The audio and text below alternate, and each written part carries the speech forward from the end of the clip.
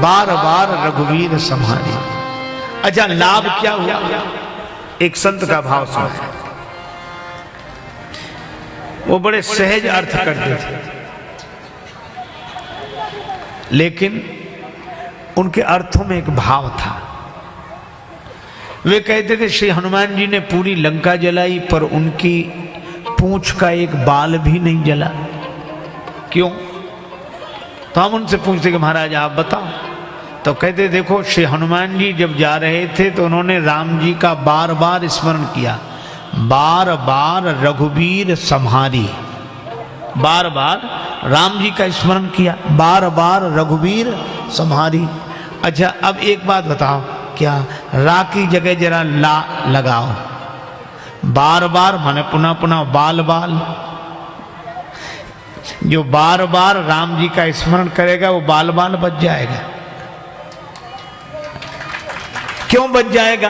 क्योंकि बार बार रघुवीर संहारी, इधर से हनुमान जी ने बार बार राम जी का स्मरण किया तो राम जी ने क्या किया? हनुमान जी का बाल बाल रघुवीर संहारी, हनुमान जी के बाल बाल की संभाल श्री राम जी कर रहे हैं। और जो पे कृपा रघुपति कृपालु की, बैर और के कहा सरे, होए न बाको बार भगत को, जो रिपु कोटि उपाय करे। सिंधु तीर एक भूधर सुंदर, कौतुक कूद चढ़े उता ऊपर। समुद्र के इस पार बड़ा ऊंचा पर्वत था, हनुमान जी खेल में उस पर्वत के ऊपर पहुंच गए। इसका अर्थ यह है कि जिसके जीवन में ऐसे गुण हों, निरभिमानता हो, वृद्धों के सम्मान का भाव हो, उनके अनुभव से प्रेरणा लेने की वृत्ति हो, और जिसके मन में उत्साह हो, और जो भगवान का भरोसा रखे, उसे बड़ी से बड़ी ऊंचाई प्राप्त कर लेना खेल हो जाता है।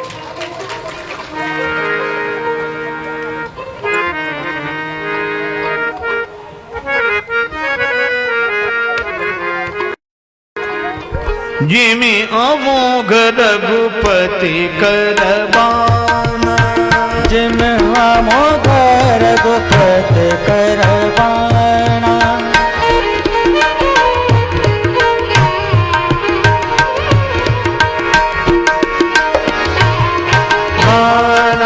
जिमि अमोघ रघुपति करबाना, जिमि अमोघ रघुपति करबाना।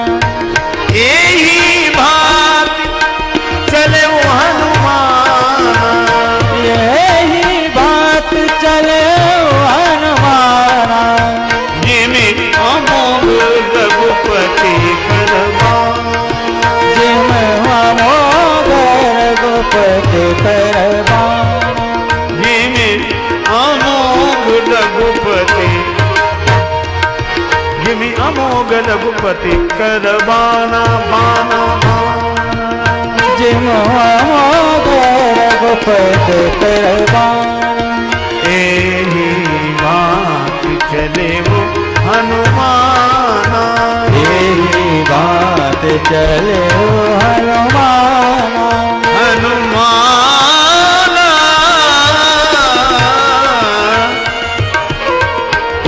रघुपति करबाना, रघुपति करबाना, रघुपति करबाना।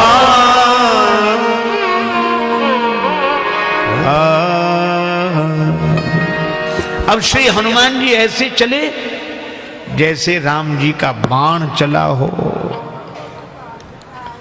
अद्भुत रहस्य है भाई, ये बाण की तरह चले हनुमान जी, राम जी के बाण की तरह चले। अच्छा, बाण चलते तो आपने देखे होंगे, अच्छा वैसे न देखे हों तो टेलीविजन में धार्मिक सीरियल रामायण महाभारत में जो युद्ध के दृश्य दिखाए गए तो बाण चलते हुए देखें, देखें? अच्छा, आप लोगों ने भी देखे हों, देखें? अच्छा, बाण चलते सबने देखे, पर बाण के पांव देखे किसी ने? नहीं देखे। अरे हों तब तो देखें। तो बाण के पांव नहीं है, पर चलते हैं कि नहीं? यही है बिनु पग चले, बिना पांव के चलते हैं बाण। अच्छा एक बात, बिना चरण के चलते हैं बाण, और एक अद्भुत बात है, ऐसे तो कई चीजें बिना पांव के चलती हैं, कई चीजें बिना पांव के चलती, जैसे कई चीजें बिना पांव के चलती हैं। जैसे किसी के भी घर जाओ तो वह स्वागत में पूछता है मेहमान से, क्या चलेगा? पूछते क्या चलेगा? कई बार कहते लोग ठंडा चलेगा कि गर्म। पर मेहमान भी कम विचित्र नहीं होते। एक के सज्जन के घर एक मेहमान गया तो उस आदमी ने अपने शिष्टाचार की परंपरा का पालन करते हुए कहा, क्या चलेगा? दूध की चाय। उसका मतलब था एक चीज बताओ, दूध लेंगे कि चाय? पर मेहमान भी बड़ा विचित्र था। उसने पूछा कि दूध चलेगा कि चाय? मेहमान बोला, जब तक चाय बने तब तक दूध ले आओ। जब तक चाय बने तब तक दूध ले आओ, मतलब दोनों ही चलेगा, दूध भी और चाय भी। अच्छा, कई बार लोग कहते भी हैं अभी क्या हो रहा, तो लोग कहते अभी तो चाय चल रही है। बहुत बार कहते हैं नाश्ता चल रहा है। अच्छा, आप एक बात सोचो, नाश्ते के पांव होते हैं जो चल रहा है, चाय के पांव होते हैं जो चल रहे हैं, लेकिन जिसके पांव नहीं होते फिर भी चलता है, वह किसी के हाथ से चलता है। उसके अपने चरण नहीं है पर उसकी गति किसी के हाथ में है। वह चलता तो है पर गति किसी के हाथ में है। मैं भी आपसे यही कह रहा हूं कि राम जी के बाण बन जाने का अर्थ क्या? हनुमान जी कहते हैं कि गति तो हमारी होती है पर हमारी गति हमारे साधन से नहीं होती, हमारी गति तो भगवान के हाथ से होती है, भगवान के हाथ से।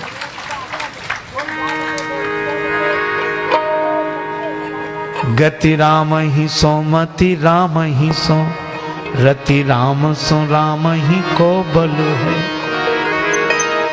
सबकी न कहूं तुलसी के मते, इतनो जग जीवन को फल है।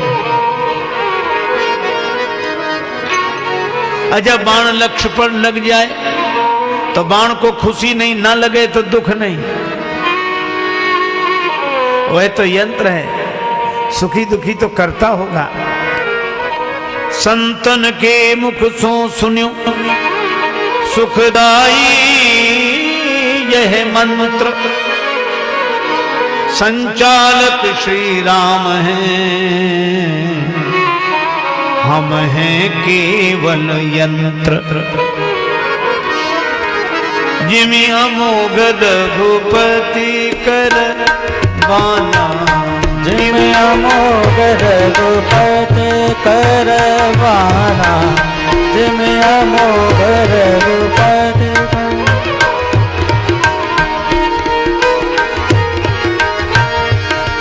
जिमि अमोघ रघुपति कर बाना, जिमि अमोघ रघुपति कर बाना, जिमि अमोघ रघुपति कर बाना, जिमि अमोघ रघुपति। एहि भांति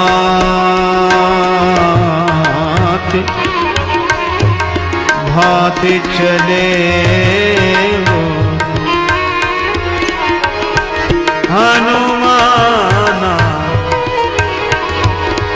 हनुमान रघुपति कर बाना, जिमि अमोघ रघुपति कर बाना, जिमि अमोघ रघुपति। अमोघ रघुपति कर, जिमि अमोघ रघुपति कर, जिमि अमोघ रघुपति कर बाना, जिमि अमोघ रघुपति कर बाना, जिमि अमोघ रघुपति, अमोघ रघुपति, अमोघ रघुपति कर बाना।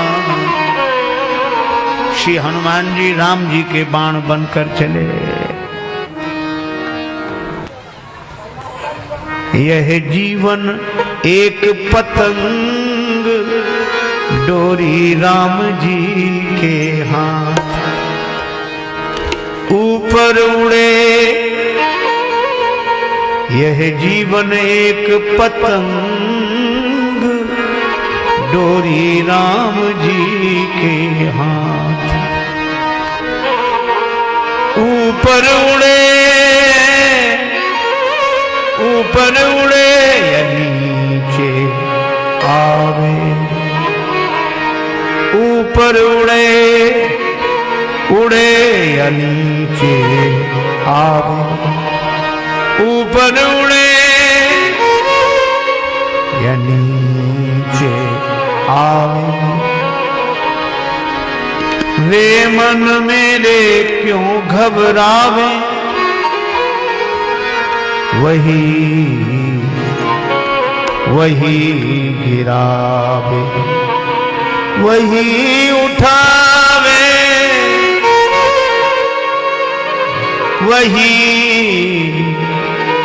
गिरावे,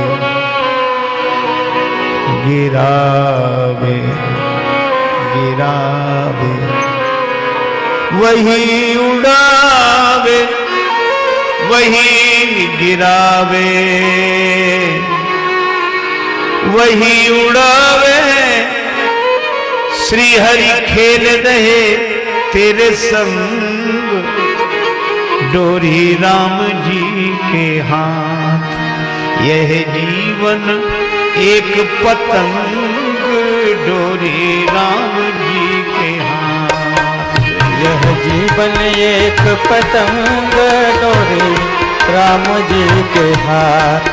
डोरी राम जी के हाथ, डोरी राम जी के हाथ।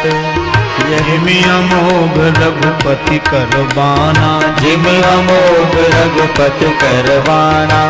एही भांति चले हनुमाना, एही भांति चले हनुमाना। जल निधि रघुपति दूत बिचारी, जल निधि रघुपति दूत बिचारी। तै मैनाक हो श्रमहारी, तै मैनाक हो समभारी। तै मैनाक हो श्रमहारी, देव मैनाक हो समहारी।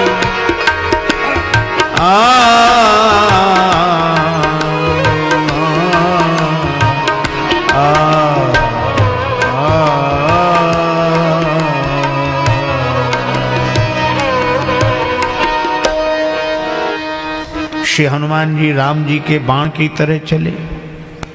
अब एक और सुंदर संकेत आने वाला है।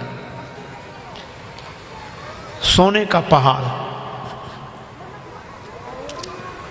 समुद्र के भीतर है, उसका नाम मैनाक है। समुद्र ने कहा, मैनाक, राम जी के दूत के रूप में पवन पुत्र हनुमान जी जा रहे हैं, और मैनाक तुम पर पवन का ऋण है, पवन का ऋण है। पौराणिक आख्यान है, हमारे पुराणों में कथाओं के माध्यम से भी अद्भुत संदेश दिए गए।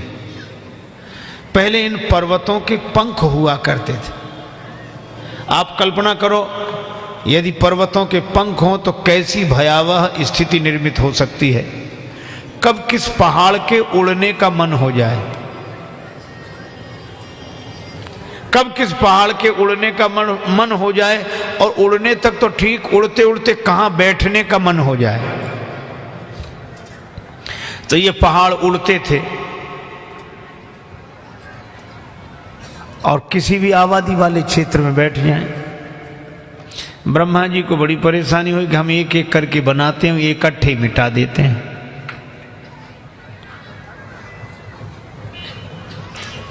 अच्छा, सचमुच जब समाज को कोई बिना सोचे समझे, देखो पहाड़ों के पंख होते थे, आंख तो होती नहीं थी।